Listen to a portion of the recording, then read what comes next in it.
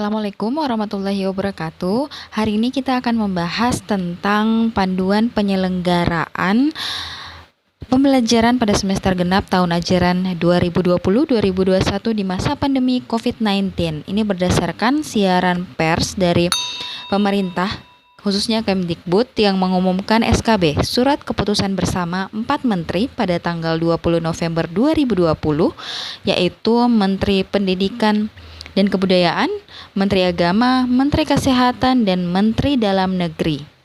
Nah, bisa kita lihat di sini, walaupun pembelajaran tatap muka di zona hijau dan kuning sudah diperbolehkan, masih banyak satuan pendidikan yang tetap belajar dari rumah. Ini adalah persentase pembelajaran tatap muka dan belajar dari rumah. Kita bisa lihat pada zona hijau telah melakukan pembelajaran tatap muka sekitar 75%, zona kuning 20% pembelajaran tatap muka, zona orange 12%, serta zona merah masih 8%.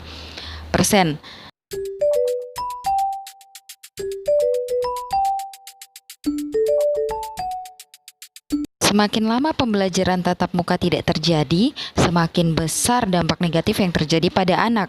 Ada 3 aspek, yaitu ancaman putus sekolah, kendala tumbuh kembang, serta tekanan psikososial dan kekerasan dalam rumah tangga. Yang pertama, anak harus bekerja. Ini anak bekerja karena terpaksa untuk membantu keuangan keluarga di tengah krisis pandemi COVID-19. Persepsi orang tua. Banyak orang tua yang tidak bisa melihat peranan sekolah karena pembelajaran tidak dilakukan secara tatap muka. Berikutnya, kesenjangan capaian belajar. Perbedaan akses dan kualitas itu mengakibatkan kesenjangan capaian belajar, terutama untuk anak di sosioekonomi berbeda. Ketidakoptimalan pertumbuhan. Nah, ini menyebabkan kehilangan tumbuh kembang yang optimal di usia emas.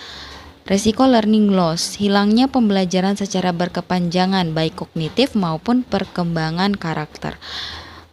Selanjutnya, anak stres. Minimnya interaksi dengan guru, teman, dan lingkungan luar ditambah tekanan akibat sulitnya pembelajaran itu menyebabkan stres pada anak, serta kekerasan yang tidak terdeteksi.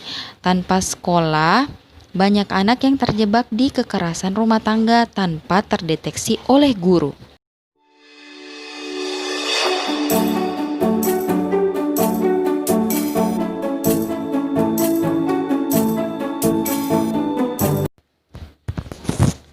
Nah, dalam surat keputusan bersama 4 menteri pada tanggal 20 November 2020, pemerintah melakukan penyesuaian kebijakan untuk memberikan penguatan peran pemerintah daerah, kantor wilayah, kantor Kementerian Agama sebagai pihak yang paling mengetahui dan memahami kondisi, kebutuhan, dan kapasitas daerahnya. Pemberian kewenangan penuh dalam menentukan izin pembelajaran tatap muka tersebut berlaku mulai semester genap tahun ajaran 2020-2021 di bulan Januari 2021. Penyesuaian kebijakan ini diambil sesuai hasil evaluasi yang dilakukan bersama kementerian dan lembaga terkait, serta masukan dari para kepala daerah, serta berbagai pemangku kepentingan di bidang pendidikan yang menyatakan bahwa walaupun pembelajaran jarak jauh sudah terlaksana dengan baik, tetapi terlalu lama tidak melakukan pembelajaran tatap muka akan berdampak negatif bagi anak didik. Kendala tumbuh kembang anak serta tekanan psikososial dan kekerasan terhadap anak yang tidak terdeteksi juga turut menjadi pertimbangan. Pemberian izin pembelajaran tatap muka dapat dilakukan secara serentak dalam satu wilayah kabupaten kota atau bertahap per wilayah kecamatan dan desa atau kelurahan. Pengambilan kebijakan pada sektor pendidikan harus melalui pertimbangan yang holistik dan selaras dengan pengambilan kebijakan pada sektor lain di daerah.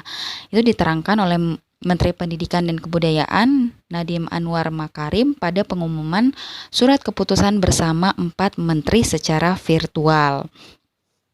Pada kesempatan ini, Mendikbud menegaskan bahwa keputusan pemerintah pusat ini adalah berdasarkan permintaan daerah. Kewenangan yang diberikan pemerintah daerah untuk mengizinkan pembelajaran tatap muka merupakan permintaan daerah. Kendati kewenangan ini diberikan, perlu beliau tegaskan bahwa pandemi belum usai. pemerintah daerah tetap harus menekan laju penyebaran virus corona dan memperhatikan protokol kesehatan. Lebih lanjut, Mendikbud menyatakan prinsip kebijakan pendidikan di masa pandemi COVID-19 tidak berubah. Kesehatan dan keselamatan peserta didik, pendidik, tenaga kependidikan, keluarga, dan masyarakat tetap merupakan prioritas utama.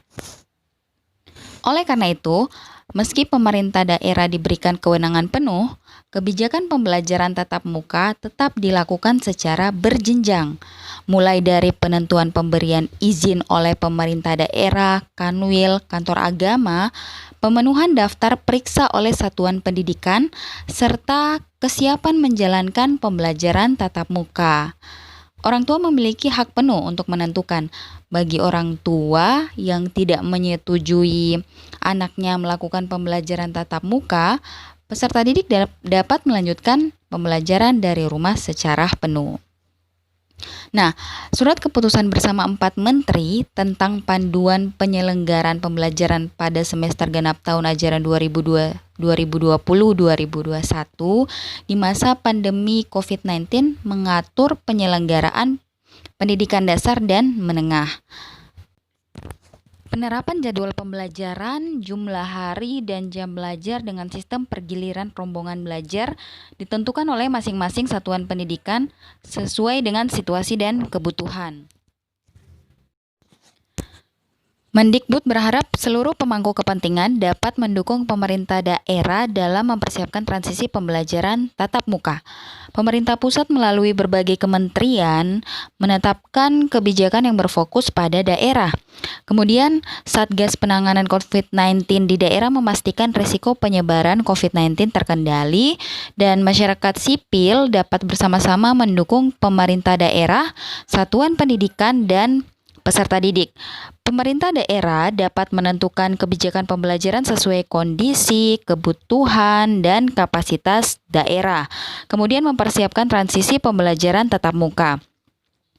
Dinas Pendidikan dapat memastikan pemenuhan daftar periksa dan protokol kesehatan di satuan pendidikan. Kemudian memastikan kesiapan fasilitas pelayanan kesehatan daerah dilakukan oleh Dinas Kesehatan. Dinas Perhubungan dapat memastikan ketersediaan akses transportasi yang aman dari dan ke satuan pendidikan. Sementara itu, satuan pendidikan mempersiapkan kebutuhan protokol kesehatan dan memfasilitasi pembelajaran, dan guru dapat terus meningkatkan kapasitas untuk melakukan pembelajaran interaktif, serta orang tua wali diharapkan aktif berpartisipasi dalam kegiatan proses belajar mengajar.